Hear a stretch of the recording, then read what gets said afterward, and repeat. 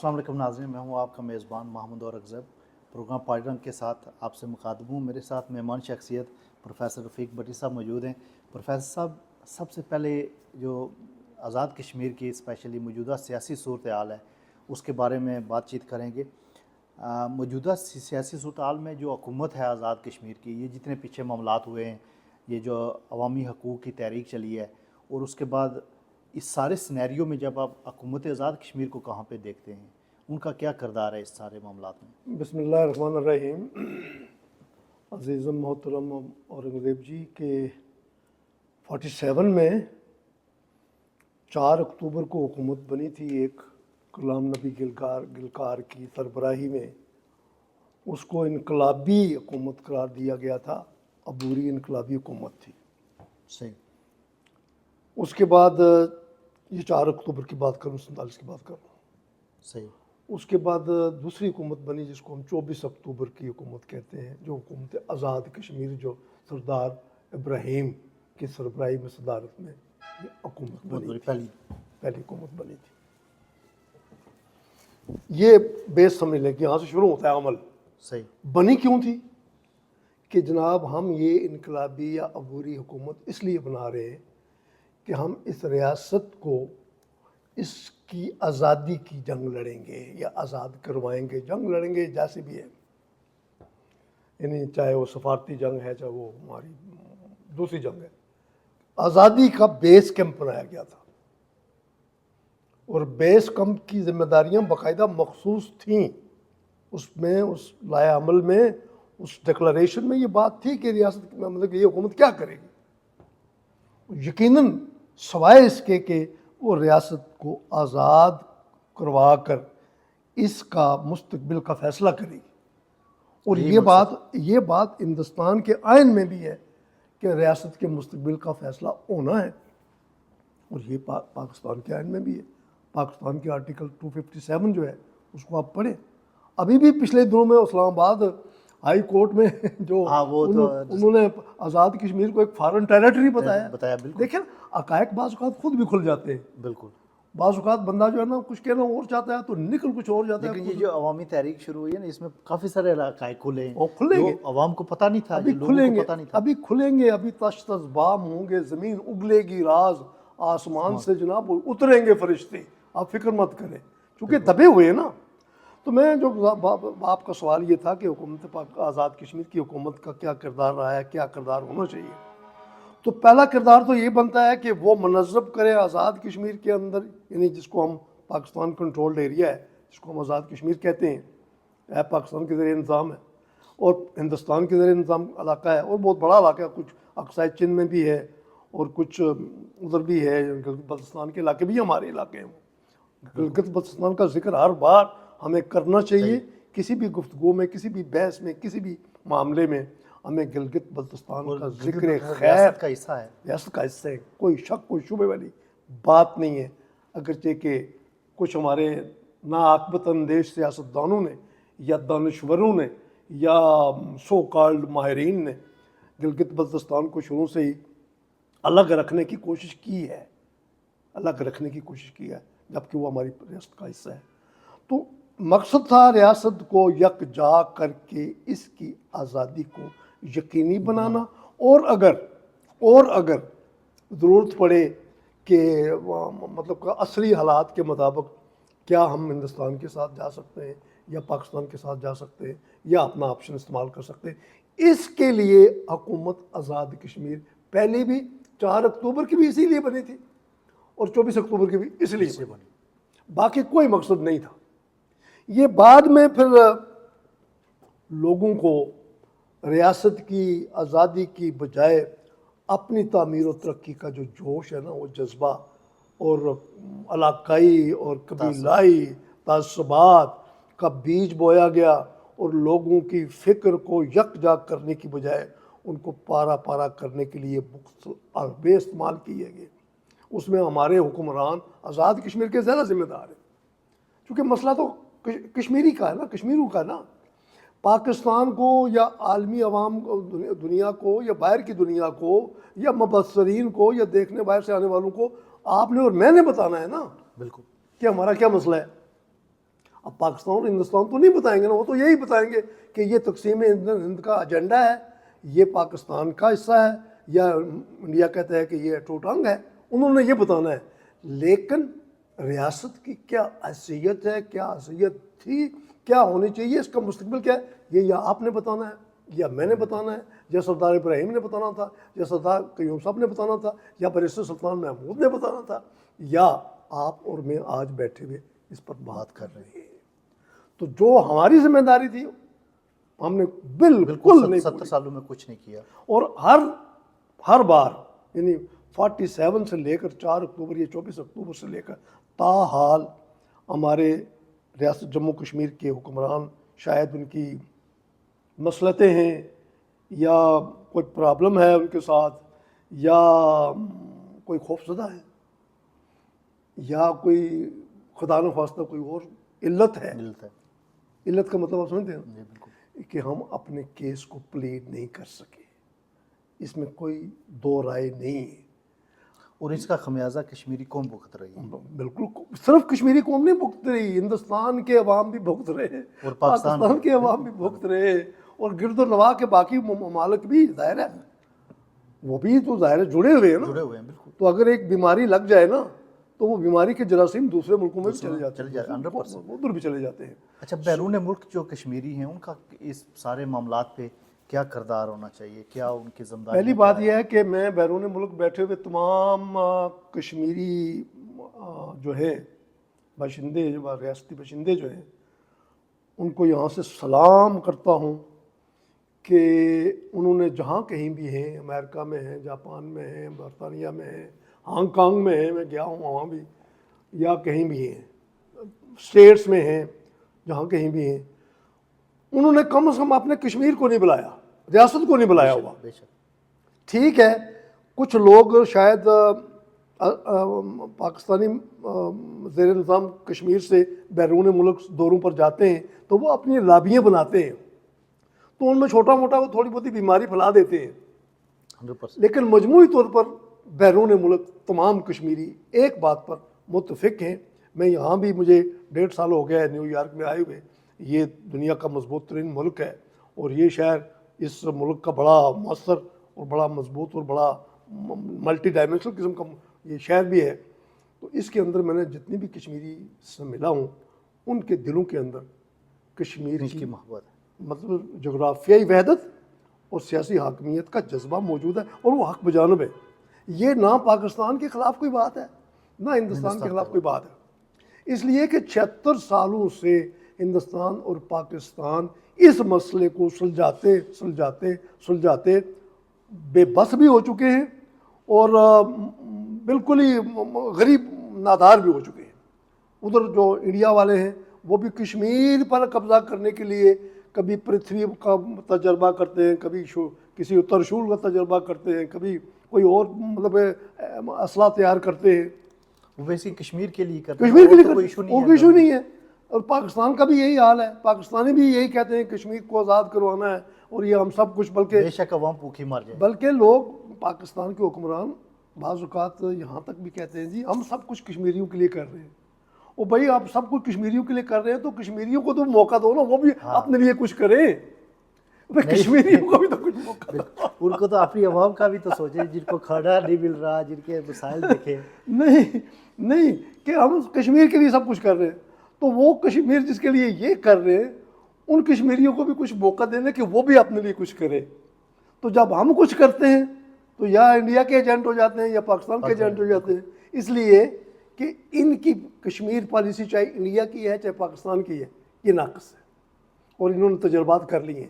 76 سالوں سے جتنا مطلب کہ لوگوں کے ٹیکسوں کا پیسہ اسلحہ اور جنگوں اور ان مطلب کہ بے خدا حرکات اور اس قسم کی کلیشز میں ضائع ہوا ہے نا, اس سے اگر یہ لوگ مل جل کر شروع سے ہی مطلب کہ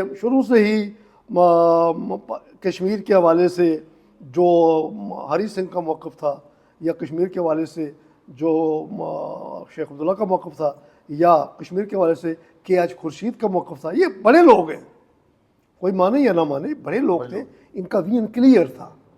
اگر ان کی باتوں پر عمل کر لیا ہوتا تو آج کشمیر اس بر صغیر کا سوئٹزرلینڈ ہوتا. ہندوستان اور پاکستان اور گردنوا کے ممالک کے لیے یہ ایک قسم کا محبت اور پیار کا اور یوں سمجھے شانتی اور امن کا ایک گہوارہ ہوتا, اور نہ وسائل ضائع ہوتے اور نہ کچھ ہندوستان کا ضائع ہوتا نہ کچھ پاکستان کا ضائع ہوتا. بالکل.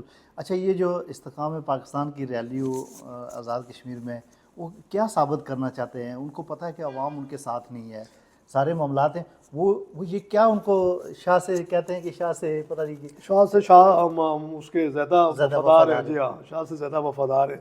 بات یہ جی استحکام پاکستان کی ریلی یا کشمیر بنے گا پاکستان کی ریلی, یہ یعنی کہ وہ جو ہے نا پرانا راگ جو ہے جس کی اب مارکیٹ میں کوئی ضرورت نہیں ہے, ویلیو نہیں ہے, اس کی کوئی مارکیٹ میں ویلیو نہیں ہے.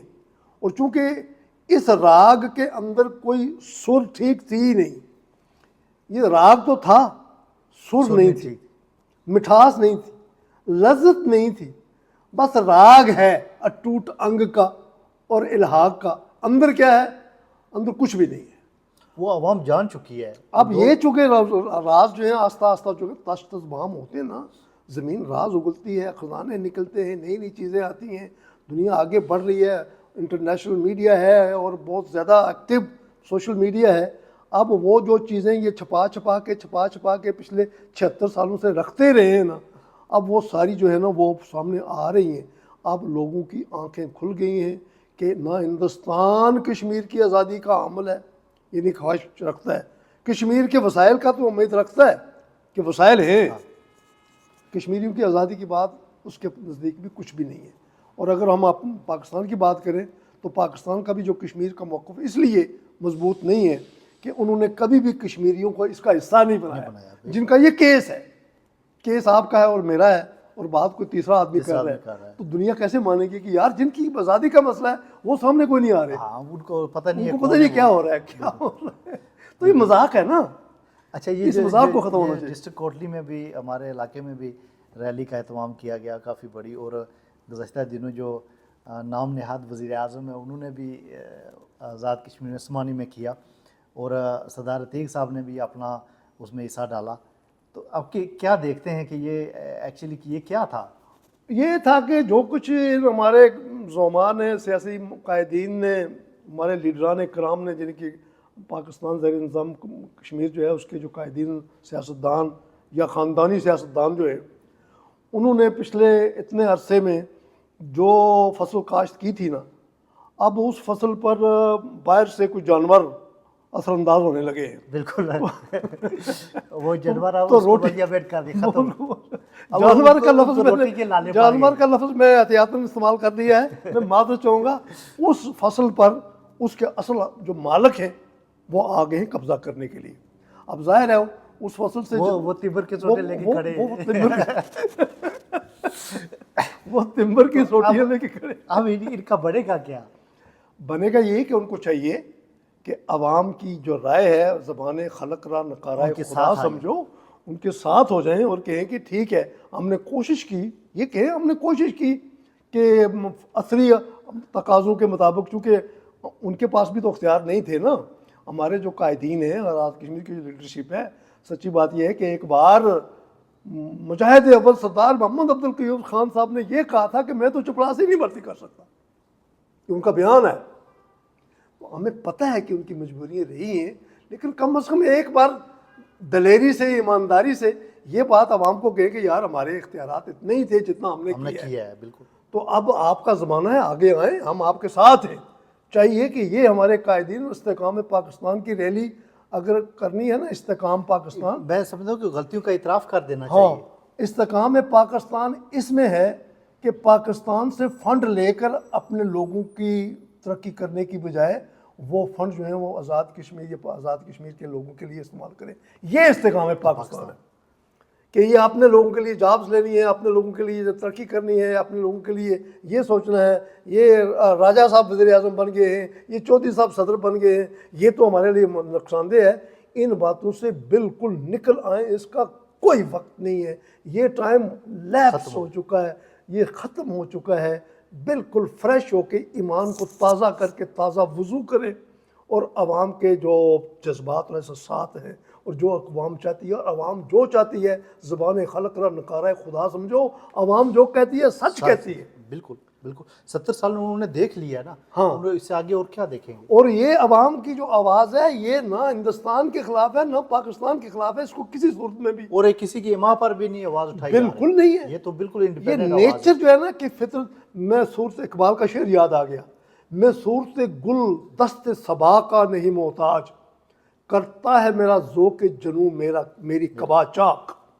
یہ کسی کے ماں پر نہیں ہے, کسی نے کوئی فنڈ نہیں دیے ہیں بھائی. اس کو سمجھو نیچر کا جسٹس ہے, جسٹس آف نیچر. فطرت نے اپنے قانون کو نافذ کرنا ہوتا ہے, وہ نافذ ہوا ہے, اس کو مانو, لوگوں کے ساتھ ہو جاؤ. ریلیاں نکالنے کی بجائے ان کے ساتھ ہو جاؤ جنہوں نے آپ کی بجلی کے معاملات کو سلجھا کے آپ کو بھی دیا ہے. اب ہمارے حکمران بھی اسی طرح کا بل ادا کریں گے نا.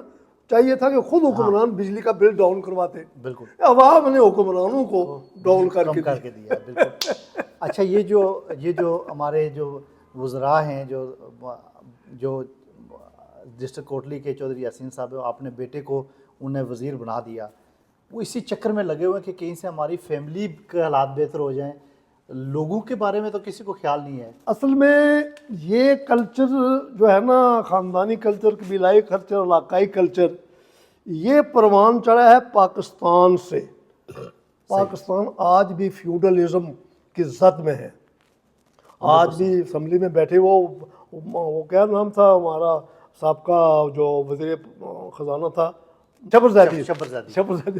شبرزادی صاحب نے تو بالکل دو ٹوک ننگا کر دیا کہ میں نے زمینوں پر ٹیکس لگانے کی کوشش کی تو تمام جو ایم ایل اے زمیندار جاگیردار مطلب بلاٹ سے تھے وہ آگے جناب آپ یہ نہیں کریں گے.